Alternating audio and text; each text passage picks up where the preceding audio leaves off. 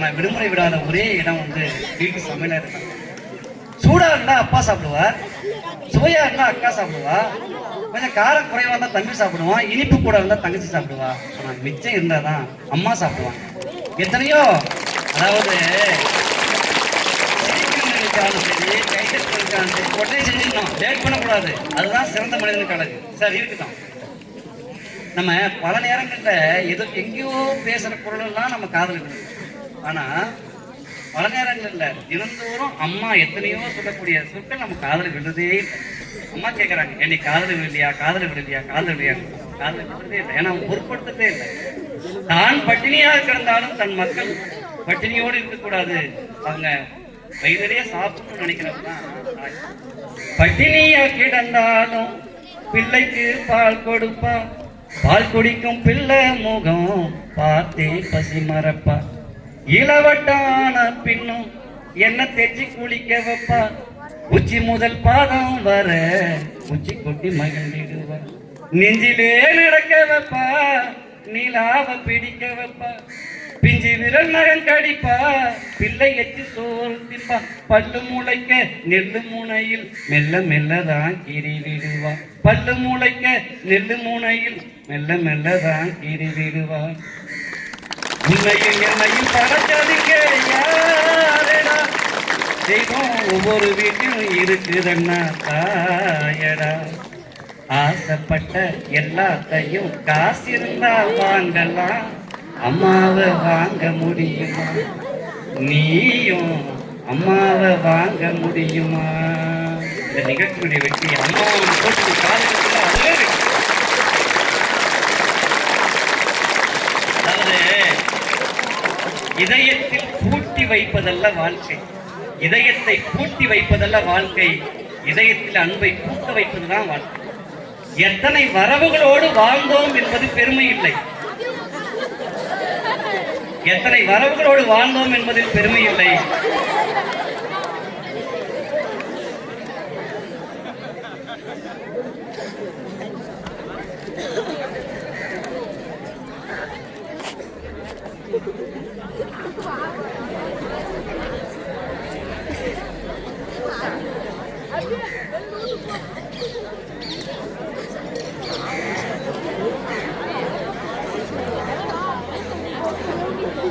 அதாவது எத்தனை வரவுகளோடு வாழ்ந்தோம் என்பதில் பெருமை இல்லை, எத்தனை உறவுகளோடு வாழ்ந்தோம் என்பதுதான் பெருமை.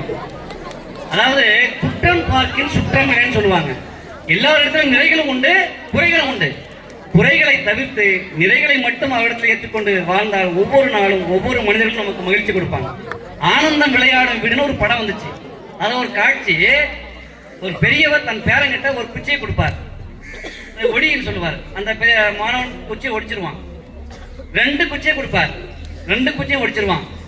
ஒரு கட்டு குச்சி கொடுப்பார், அவனால ஒடிக்கவே.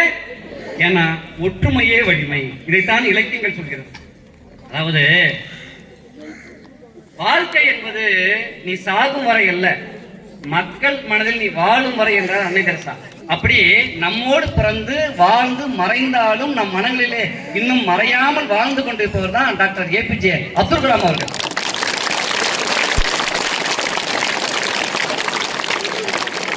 அவர்கிட்ட கேட்டாங்க, சார் உலகமே அப்படி இப்படித்தான் சார் இருக்குது, லஞ்சம் ஊழல் அப்படி இப்படி, நீங்க மட்டும் நேர்மையா இருந்து என்ன சார் சாதிக்க போறீங்கன்னு கேட்டாங்க. அதுக்கு அவர் சொன்னாராம், நேர்மையா இருக்கிறதே ஒரு சாதனைன்னு சொன்னார். நீங்க இன்னைக்கு அப்பழுக்கற்ற தூய உள்ளங்களாங்க உட்கார்ந்துருக்கீங்க, எதிர்காலத்துல நிச்சயமா நீங்க மிக சிறந்த பதவிகளுக்கு போக போறீங்க. ஏன்னா வாழ்க்கை என்பது மிக ரகசியமானது. யார எங்க எப்ப எப்படி வைக்கணும் சொல்ல முடியாது. சத்தியமா சொல்றேன், இந்த பள்ளியில இருந்து அடுத்த அப்துல் கலாமாகவோ, அடுத்த அன்னை தெரசாவாகவோ, அடுத்த சுந்தர் பிச்சையாகவோ வருவார்கள். இது சத்தியம், உண்மை.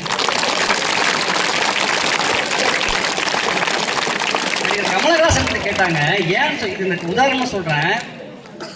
அவர் அறிமுகப்படுத்தினவர் வந்து பாலச்சந்தர். இயக்குனர் பாலச்சந்தரை பத்தி ஒரு வரியில சொல்லுங்கன்னு கேட்டாங்க. அதுக்கு நான் எந்த நடிகரையும் புகழல. கமலஹாசன் அவர்கள் சொன்ன பதில், முகவரி இல்லாத என்னை வருமான வரி கட்ட வைத்தவர் பாலச்சந்தர் சொன்னார். இன்னைக்கு உங்களுக்கு முகவரி இல்லாமல் இருக்கலாம், உங்களை எல்லாம் வருமான வரி கட்ட வைக்கக்கூடிய முகவரிகள் இவர்கள். இவர்களுக்காக நீங்க ஒரு பெரிய கைது கொடுங்க.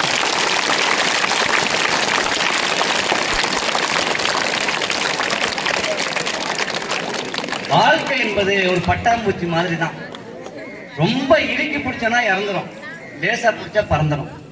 ஆக எதுவுமே நம்ம ஒரு இலக்கு இல்லாம பயணிக்க கூடாது. இலக்கில்லாத வாழ்க்கை என்பது துடுப்பில்லாத படகை போன்றது. அது காற்றுக்கு அசைமே தவிர ஒருபோதும் கரையை அடையாது.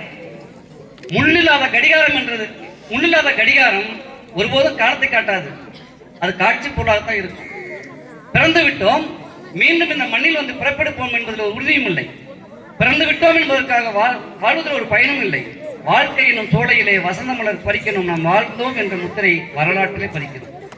பிறப்பை பதிவு செய்கிறோம், இறப்பை பதிவு செய்கிறோம், வாழ்க்கையை பதிவு செய்கிறோமா? எதற்காக வாழ்கிறோம், எவ்வளவு நாட்கள் வாழ்கிறோம் என்பதை விட இதற்காகத்தான் வாழ்கிறோம் என்று தீர்மானித்து விட்டால் வாழ்க்கை பயணத்தில் நம்பிக்கைக்கு ஒளி வீச தொடங்கிடும். அதனால நம்ம இதுவரைக்கும் உங்களுக்கு பல லட்சியங்கள் இருந்திருக்கலாம். இப்போ ஒரு 30 வினாடி நேரம் உங்க எல்லாருடைய கண்கள் நீங்களே மூடி ஒரு 3 முறை உங்க லட்சியங்களை மனசால சொல்லுங்க. ஒரு 3 முறை, ஒரு 30 வினாடி கண்ணை மூடுங்க. உங்களுடைய லட்சியத்தை நீங்களே சொல்லுங்க.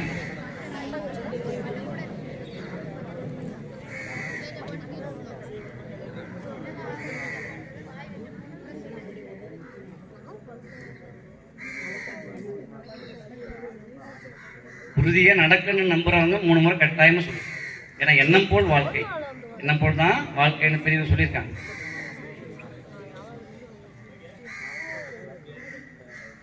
கண்டிப்பா உங்க எல்லாருடைய அந்த இலக்கும் வெற்றியாகுன்ற நம்பிக்கையை நாங்க பெற்றிருக்கிறோம், வாழ்த்துறோம். கண்ணை தொடங்க. சரி, நாங்க இப்போ உங்களுடைய இலக்கு வெற்றியடைய ஆசிரியர் பெருமக்கள்லாம் சேர்ந்து நாங்க கை தட்டுறோம். நாங்க கை தட்டுறோம், நீங்க தட்டாங்க. கண்டிப்பா நடக்கும்.